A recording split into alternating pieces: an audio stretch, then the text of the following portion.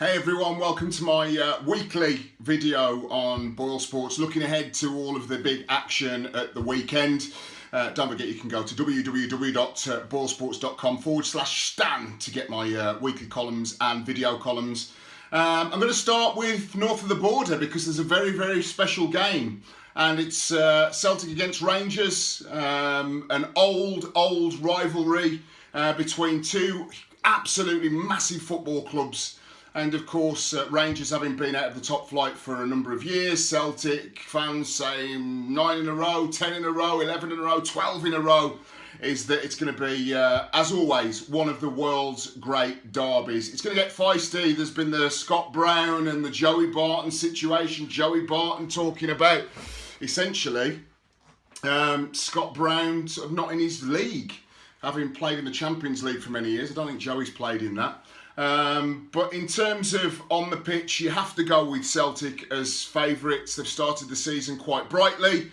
They're through to the latter stages, of course, in the Champions League, and have a very good tactician in Brendan Rodgers, of course, former manager of Liverpool. As for Rangers, do not dismiss them. Anything can happen in a derby. I've played in Yorkshire derbies, London derbies, Midlands derbies, Merseyside derbies, and the cliche is true. Form goes out of the window. Of course, Rangers had the better of it in the the cup semi-final last season. Mr. Warburton is an exceptional manager that I think that sooner rather than later may well come back down south of the border, may even get a Premier League gig. I certainly speak to a lot of scouts and coaches that have been very impressed with the job that he's done up there.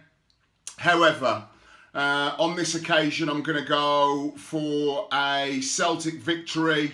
I think that they just have that little bit too much quality. Players like Scott Sinclair that they've brought in and Kolo Toure, real quality players that have been around the block for a little while. That's not dismissing the efforts of Joey Barton, who will be ratting around, putting himself about as always. But I'm going to go a firm hoops victory 2-0. I'm sitting straight as a pundit. Do I like Celtic? Yes. Do I get a bit of stick from Rangers fans? Yes, but I'm looking at it straight down the line, as you would expect as a world-class pundit. 2-0 to the Hoops.